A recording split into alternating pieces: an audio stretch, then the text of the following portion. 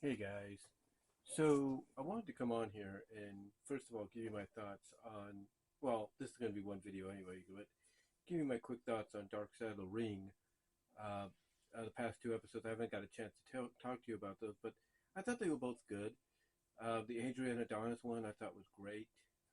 They did a good job explaining, how he got into the business. He's part of a gang and everything, or at least a fraternity like gang in high school, and that basically led him to being a wrestler. Because I think they said something along the lines of he was like some kind of I don't think he was a bouncer, but he was doing something on the side like a bouncer like job, and they were like, you should get into wrestling and stuff.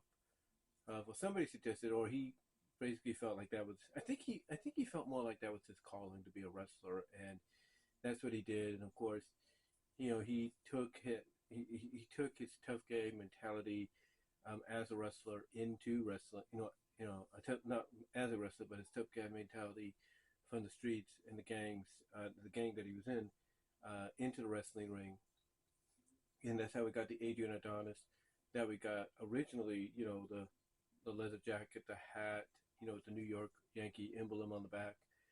And that's how that's who we got, as the partner Jesse Ventura in the East West connection in the AWA and briefly in WWE, and the North South connection with Dick Murdoch. Um, which, I was surprised to find out about this because, sometimes when people talk about, the episode themselves, they add in a little details that the episode doesn't talk about.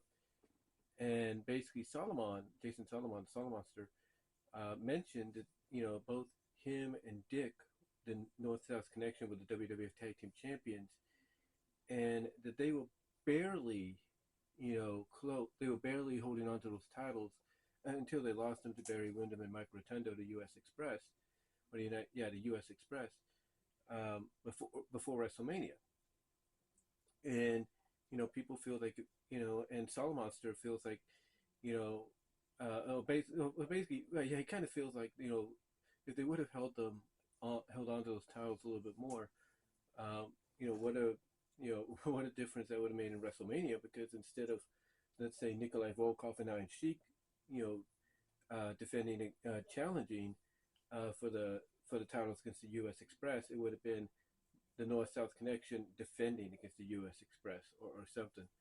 But anyway, they brought up the fact that, of course, at that time it was becoming more mainstream, and that everybody, under Vince's watch, needed a gimmick. So they gave Adrian the adorable Adonis gimmick, and they showed footage of him coming out on, really playing it up and everything, and coming out on Tuesday Night Titans, which was a show WWE did back then. This is the same name that JD and JD from NY206 and Andrew Bailey, or Drew as he calls them, use for their podcast, a video podcast on Tuesdays. Uh, but anyway, he came out there and they showed footage of him saying that he's gay and all that, because people people did not embrace, LGBTQ like they do now. I mean, back then, if you were LGBTQ, you were basically number one on the 10 most wanted hate on the 10 most wanted hated list of people, alive. Let's be honest. Like, people could accept you, but a majority of people would not. Unlike today, where it's pretty much almost commonplace, if you will. So, so anyway, Adrian did that for a bit, of course, and that's probably what he was most known for anybody that was getting into wrestling at that time, because of the rock and wrestling connection that was going on between MTV, WWE, Cindy Lauper, Hulk Hogan, and all that. So that's the only way anybody knew about Adrian. And yeah, there's no doubt that Adrian, even back then, like a lot of the wrestlers they talked about, was a drug user. He was mostly into cocaine and stuff. And they had Bret Hart, who I had the fortune to meet at a big time wrestling event in Modesto several years ago. It was for my birthday. It was actually a late birthday present as in that I was gonna attend with my family, and I got to meet him. And anyway, they got him, and I think that's a big get for them. And he talked about how, it was through Jim the Anvil Neihart, Natalia's dad, that he got to know Adrian, and everything, and got to actually spend time under the learning tree of Adrian and all the other guys when they would be together in Adrian's hotel room, just snorting up coke and stuff for the rest of the for almost for the rest of the night into the early mornings, if you will. Jim Brunzell, who worked with him in WWE, is when Jim and Brian Blair were the Killer Bees, and of course in AWA when Brunzell was with Greg Gagne. Brunzell talked about a few times where, like one time, Adrian gave him a bag of cocaine and said, "Hold on to this till I want it," because I think there was something going on to where he was trying to cut back or he didn't want to be caught with it or something. And then almost like 6 in the morning, it wasn't even 6 in the morning according to Jim. I have to go back and watch, but I think he said it was like almost like on 6 in the morning. Adrian is just pounding on his door saying, give me the bag of coke I gave you, so I need it," and everything. But yeah, it was. But yeah, again, it was a good episode that they did. Like I said, they got Brett, they got Brett, they got Jim, they got one of Adrian's friends, Anthony, who actually spent time in jail and everything because of what he was into, and I think they got some other people. I can't really recall who they. Oh yeah, they got Greg Gagne too, and of course they got Adrian's wife, his widow, and his daughters and stuff. So they got them. Um, but anyway, anyway, what they talk about is later on during his later run with the company, basically his last run with, basically going into basically going into mid '87. Adrian, because of the, coke usage and everything, was, really bulk, was really just ballooning up, if you know what I mean. He was ballooning up to almost 400 pounds. And basically, when he went back to the AWA, Greg Gagne, who was working a match with him, said they could barely go 10 minutes before Adrian was sucking wind, and he had to ask Adrian, what happened to you? What you do to yourself and stuff.